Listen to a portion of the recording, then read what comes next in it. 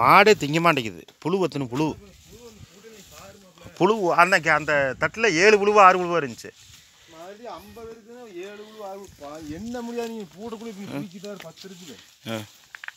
7 அது 50 கணக்கில் வரும். பொய்யா இதெல்லாம் என்ன வெள்ளாமை? இப்போ ஏக்கருக்கு வந்து 25,000 ரூபா செலவு செஞ்சுருக்குது. இது என்ன வெள்ளாமை வந்துடும் தெரியல. போய் எல்லாமே அப்படித்தான். இதெல்லாம் பறிச்ச செடியில் இப்போ 5 அடி 6 அடி இருக்கணும். செடிக்கு 70 காய் 80 காய் 100 காய்க்கு பக்கமாக இருக்கணும். 5 காய் இருக்குது. 5 காய் 4 காய் அதுலேயும் பாதி விழுந்துரு.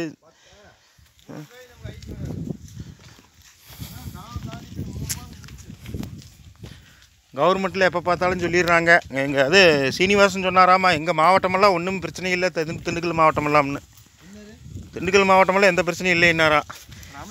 ஆமாம், அமைச்சரே சொல்கிறாருண்ணே. எவனாச்சு வேளாண் துறையில் கேட்பானுங்களா? கொலகாரனா இவனுங்களை வச்சுக்கிட்டு இவனுங்க சம்பாதிக்கிறதுக்கு, நாட்டை ஏமாற்றி அடித்து பிடிச்சி சம்பாரித்து கோடிக்கணக்கில் சேர்த்துறதுக்கு இங்கே இருக்கிற விவசாயிகளாம் நல்லா இருக்கான்னு சொல்லியிருக்கானுங்க. இதுதான்ப்பா நிலமை.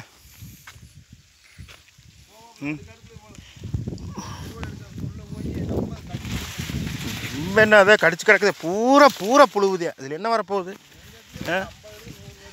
முதலமைச்சர் வேறு இதில் நானும் விவசாய அமைச்சர் தான் சொல்கிறாரு. நானும் குடியேறணும்னு சொல்லிக்கிறாரு. பாரு, இதே விவசாயம். இங்கே இதுக்கு என்ன செஞ்சுருக்கிறாரு? ஒன்றும் செய்யலை. இங்கே வாரு புழுவா இது மாமா. பிய்யி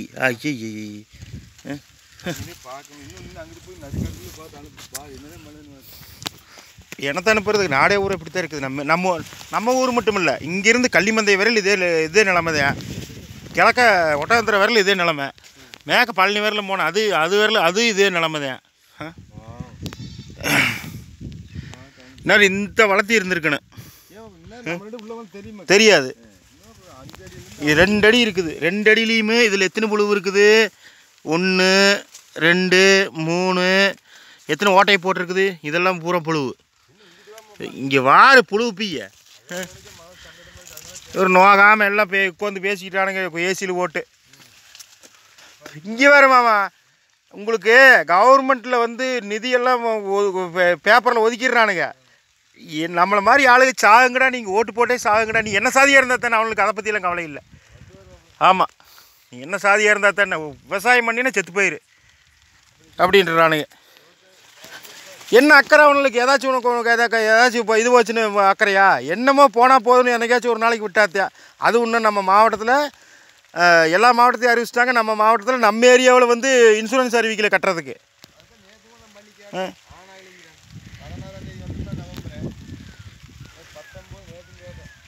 நீ எல்லாம் இந்த தொழிலை விட்டு போட்டு வேறு வேலைக்கு போயிருந்தால் நேரம் இதாக இருந்திருக்கலாம்.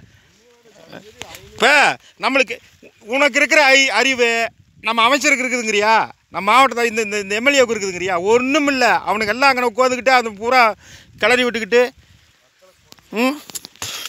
கொன்று ஆட. இன்னொன்று தெரியுமா மாமா, அன்னைக்கு கொரோனாவில் நம்ம ஆள் பிரபாகர மாட்டுக்கொட்டை வாங்க போயிருக்கிறா. அப்படி இந்த மாட்டுப்பாதைக்கு மாட்டுக்கொட்டை வாங்க போங்காட்டி இங்கே சத்திரப்பட்டியிலிருந்து இவனுங்க கொரோனாவில் எங்கடா மாட்டுக்கொட்டை வாங்க போகிற? எங்கடா மாட்டுக்கொட்டை வாங்க போகிற?